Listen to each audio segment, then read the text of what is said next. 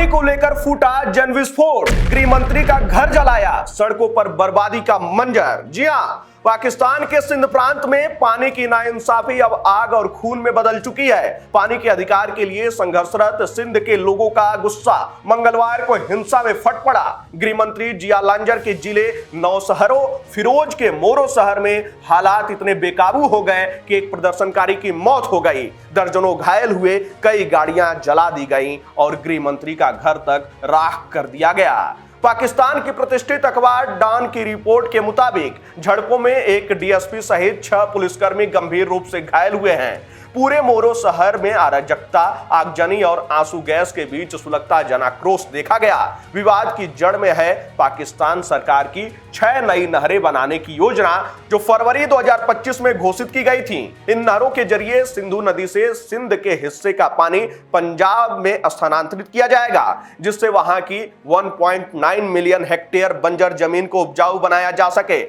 लेकिन सिंध के लोगों के लिए यह योजना एक जल लूट से कम नहीं है। सिंध में पहले ही पानी की भारी किल्लत है। आंकड़े बताते हैं कि 1999 से 2023 के बीच सिंध को औसतन 40% पानी की कटौती झेलनी पड़ी है, जबकि पंजाब में यह आंकड़ा महज 15% था। इस कटौती के कारण 2.5 मिलियन एकड़ में फैले आम के बागान, धान और कपास की फसलें सूखने की कगार पर पहुंच गई हैं। हिंसा की शुरुआत तब हुई जब सिंधु नदी पर नहर निर्माण के खिलाफ हो रहे एक शांतिपूर्ण प्रदर्शन को पुलिस ने जबरदस्ती लाठियों से तितर-बितर करने की कोशिश की। प्रदर्शनकारी सिंध सभा के नेतृत्व में मोरो बाईपास पर विरोध कर रहे थे। जवाब में भीड़ ने सड़कों को जाम किया, सरकारी इमारतों और वाहनों में आग लगा दी और गृह मंत्री जिया लांजर के घर को जला डाला।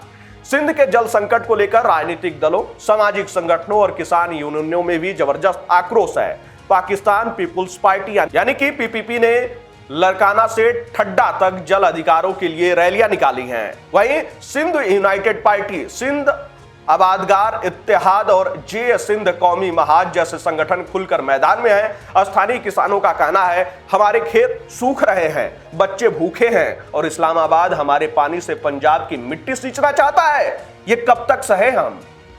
पंजाब को फायदा देने के नाम पर सिंध के जल अधिकारों की सुनियोजित लूट लंबे समय से जारी है। विशेषज्ञों का मानना है कि पाकिस्तान का फेडरल सिस्टम एक पंजाब केंद्रित शासन प्रणाली में बदल चुका है, जहां छोटे प्रांतों के हितों की खुलेआम बलि दी जा रही है। सिंध के राजनीतिक कार्यकर्ता इसे जल उपनिवेशवाद करार दे रहे हैं। उनके अनुसार सिंधु नदी सिंध की जीवन रेखा है और उस पर बाहरी नियंत्रण सिंध की सांस्कृतिक, आर्थिक और राजनीतिक स्वतंत्रता पर भी हमला है। सवाल यह है कि पाकिस्तान सरकार कब तक इस संकट को लाठी और गोली से दबाती रहेगी?